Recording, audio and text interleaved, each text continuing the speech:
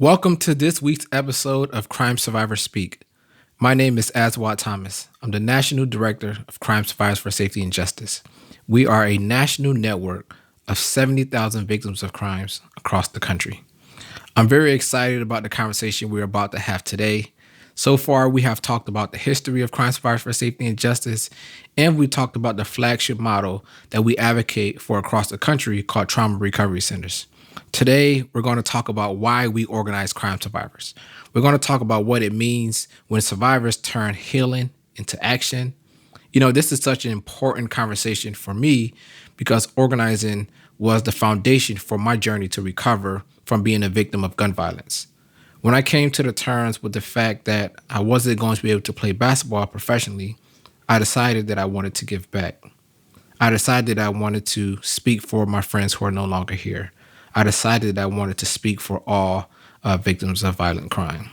So I went on to graduate from the School of Social Work at the University of Connecticut and ended up studying community organizing. That connection for me was so clear.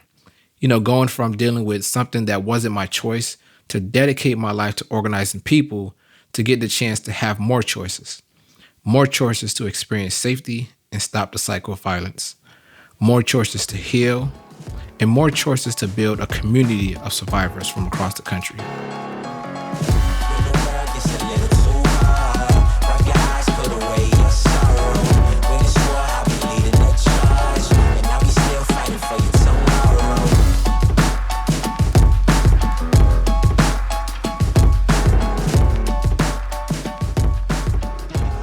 We're going to hear from two amazing leaders of crime survivor safety and justice, two of the people that have made an immense difference in their states to advocate for new safety solutions. We will use the phrase survivor leaders throughout because that's what these two individuals are.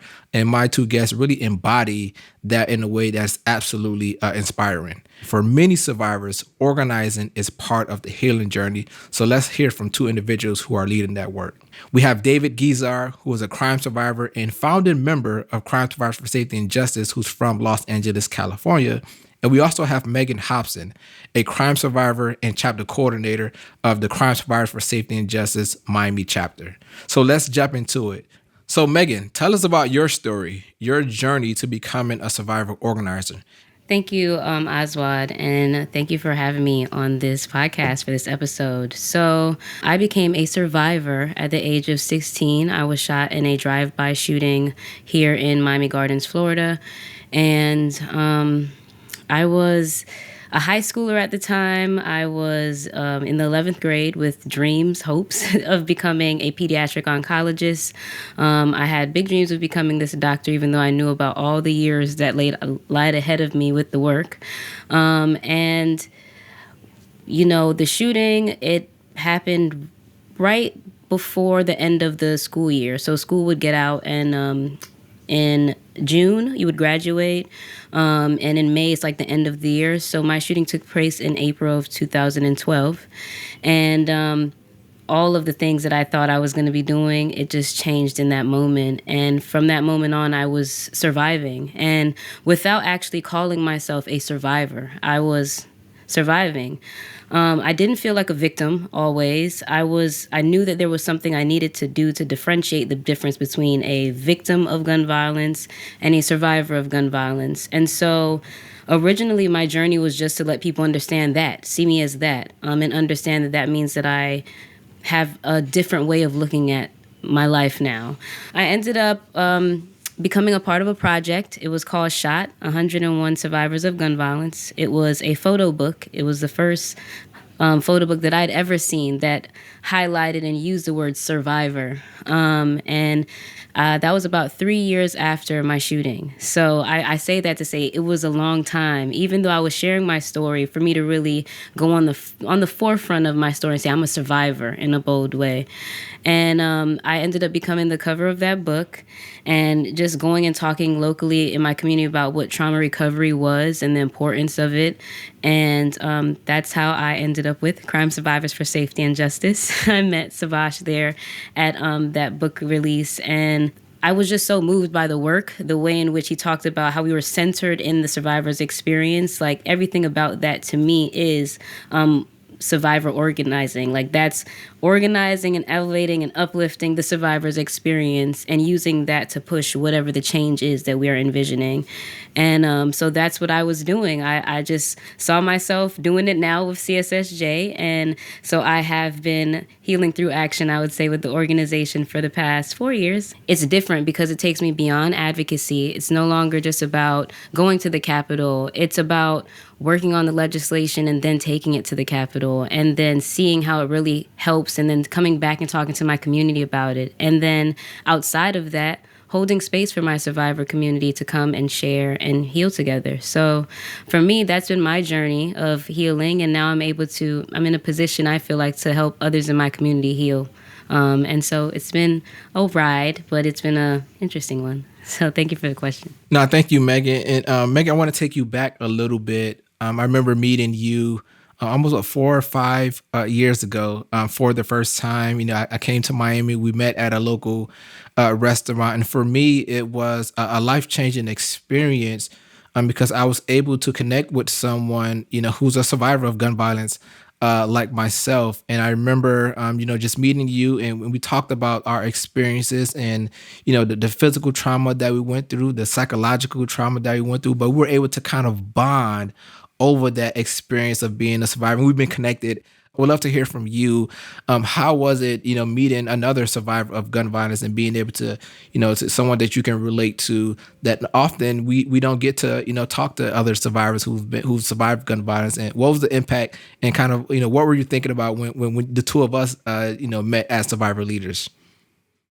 Yeah. So, oh man. So, like a trip through memory lane. So, I definitely remember that conversation. We sat in that restaurant, and I feel like it was so profound to have that conversation with you because it was from a male's perspective.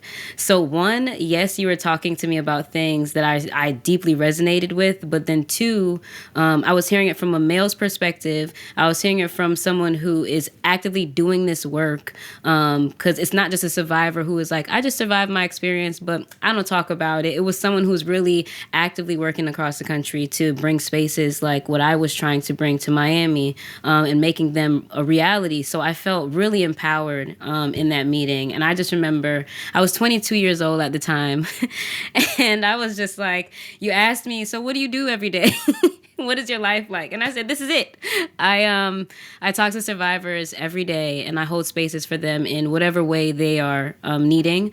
And that's my life. I said, I live by what it is, which is my experience. And so, yeah, our relationship from there, it was always, I think, affirming to see you in a space, and to know that our experience is similar. And even when we would go and be in Tallahassee to even be in meetings with you and know there's two people who have survived gun violence at this table, and we're changing things. It felt really good, and it still feels very good, so.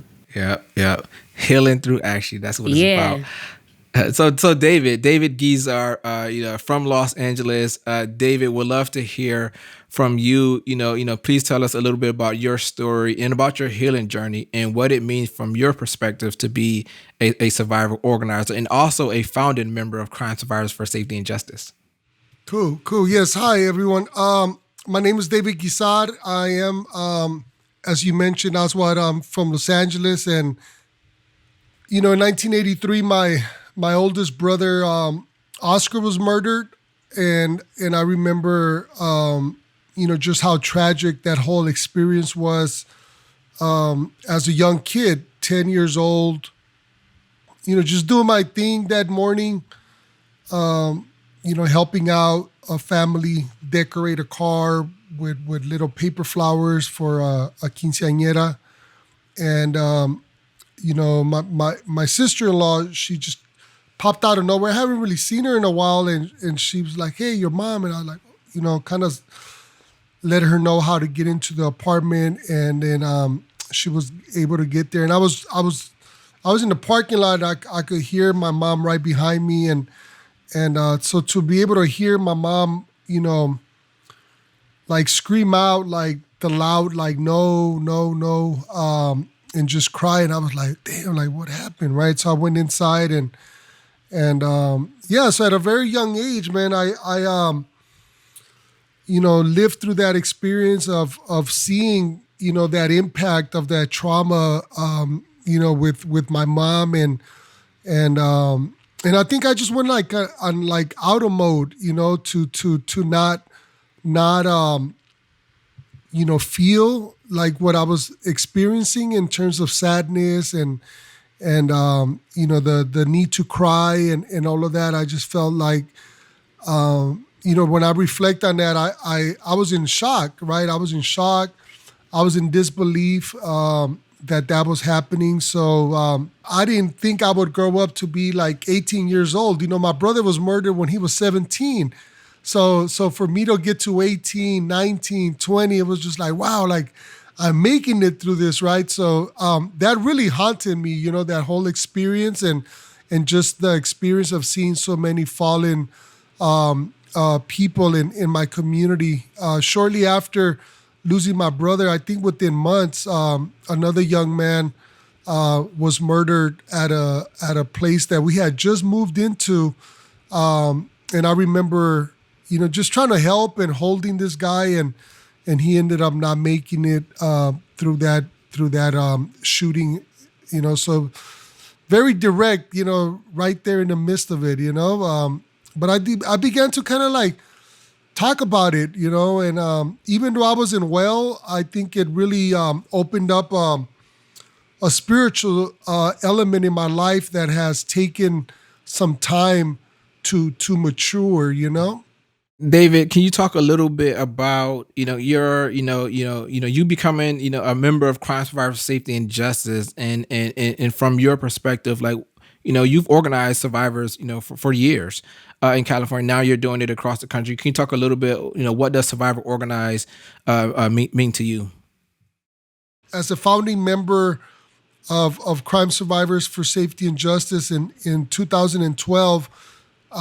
I was invited by a good friend of mine, Akila, Sherells, to be a part of Crime Survivors for Safety and Justice. A couple of months later, my brother Gilbert, was murdered as well, and that was really, really devastating. So I walked into that situation, fresh of losing another brother, fresh of reliving a lot of that trauma in my family from a different angle, right? Being older, I quickly learned that accessing services and the support that my family needed, not just in my household, but my brother, given that he was older and he has children, that they needed services, and I was finding these things out in the moment. So that experience and my experience of being at the table with other survivors in the formation of Crime Survivors for Safety and Justice grew into sharing my story from a different perspective, a perspective of what happened, what has been missing, and how can we as a collective advocate for the support that is needed in our community. I have heard you, Aswad, share about, your incident, right? Of that the young man who shot you had been shot 4 years before. And what could have it looked like if he would have been helped, right? In my assessment of the young man that shot my brother Gilbert in 2012, he ended up shooting my brother over like the stupidest thing, real minor, something that we could easily deflate our ego and walk away from. And he unfortunately made the mistake of doing that. He's now in prison. My brother is no longer with us physically, and his kids miss him a lot, and there's a lot of untreated trauma, So that's why advocacy is important. That's why sharing my story is important. That's why I know that I'm not the only one, right? When I'm listening to Megan and her sharing of her story in Miami, and I'm like in LA, and you were out there in Michigan, Connecticut, in those different areas. It's like, man, we share the same, similar elements of our experiences tied together. Yeah, thanks, David. So let's talk about that, right? Talk about each of us, have been through experiences, but all of us have kind of taken those experiences to being able to help organize other people and help train leaders to change policies.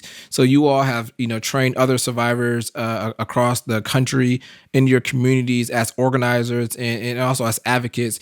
And you also have worked to pass legislative reforms in your states. So Megan, you are currently the Crime Survivor for Safety and Justice chapter coordinator for the Miami chapter.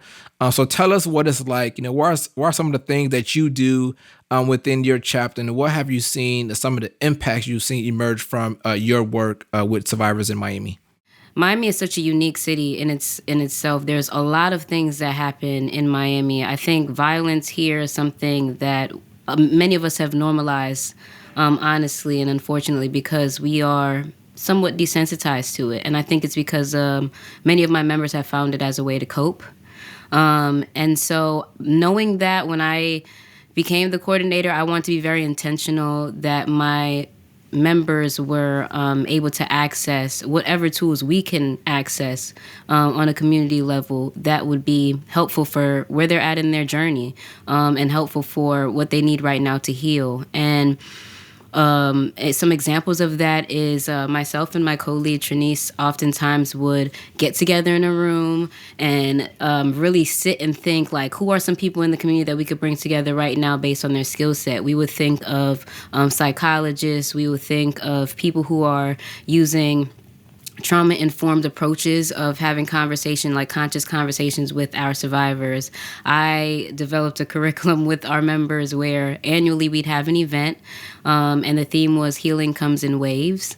And we would go out by the beach because we are surrounded by water here in Miami. We are fortunate to have that. And so we went out to the beach and we would just sit and have meditations, and we will write love letters to ourselves as survivors and love letters to our loved ones as on Valentine's Day. Or we would have moments when we go out there and we light a candle during National Crime Victims' Right Week for one of our loved ones. And when we're on the beach and we're having those like moments together as a joint community, what we really get to see and experience is that looking back at us is a reflection of our journey. That's what the waves represent. That sometimes, the tides are high, sometimes it's low.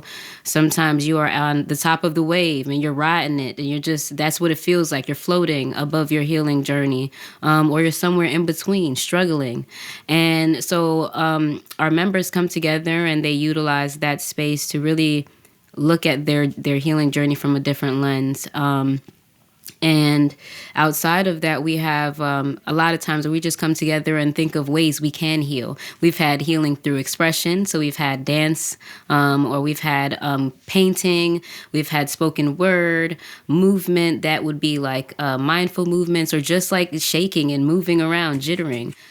Why we do them in our chapters, because our members don't have access to therapy sometimes, and they don't want to be in the space. They're not in the space right now where they want to talk to a therapist. Talk therapy is not for everyone.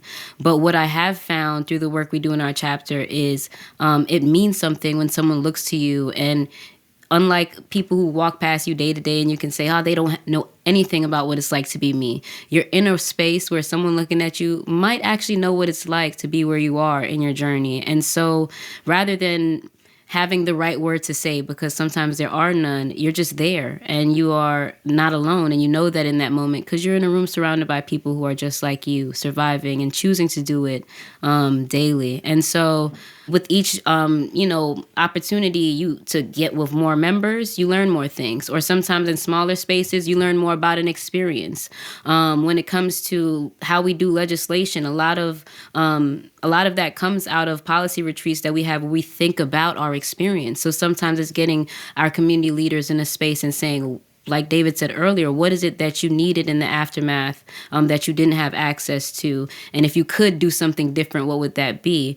And that might change based on how I've been probably doing this for 5 years and maybe it doesn't feel good. I don't feel like these are wins anymore. How do you lift that up and still encourage them to keep going in the work? You do so by saying we're all here in this time. And just because we think that we're not doing anything, we have to remind each other of all that we've done for each other along the way. So the support has been one of the most rewarding things, I think, about our chapter here. Yeah, and I think that peer-to-peer support that we provide, that community that we provide, the opportunities to do different activities, whether it's meetings and healing vigils and going to Survivor Speak, like the benefits of being part of this community, you can't put a price on that. You can't put a price on, connecting with other survivors who you're going to have a lifetime connection and in a relationship with, but also you're through this process we're going to help train you to be a leader, to change policies, to bring those resources and communities. David, would love to hear from you about about the trainings that you are facilitating. Like what do you talk about in those trainings? What's some of the content, and also how has the trainings that you've been doing, how has it impacted the participants? Part of the role that I've served in is facilitating the building a network of leaders to win new safety priorities, right? So with the building a network of leaders element of our training, it gives us the opportunity to reflect on that timeline of where we started doing our advocacy, right? In California, we talked about SB 580 that gave us the opportunity to work on California coming out of a financial deficit, had a surplus in victims' compensation, right? So we talked about how we worked with a champion, Senator Leno, to bring this bill alive that had already been vetoed, to bring it back. And we ourselves went to advocate and say, like, hey, I need trauma recovery. I need a trauma recovery center in my community. It provided the funds for the first 3 trauma recovery centers, right? And then we rolled out Prop 47 that gave us an opportunity to reduce incarceration of low-level crimes, petty theft, receiving stolen property, possession of drugs for use and things of that nature, right? To name a few, and that set off a reduction in incarceration in our prison system, and it also led to savings of costs, right? And then that money was redistributed through a very sophisticated system within the state. For that money to make its way back available. So I think that the training is important because people get to step back and see themselves. And I think that the activity within our curriculum that really hits home is when we do the landscape analysis, right? In the landscape analysis, the survivor being in the middle and around it, kind of like clockwise, we're able to see what the systems that are in place that could respond to us at a time of need, right?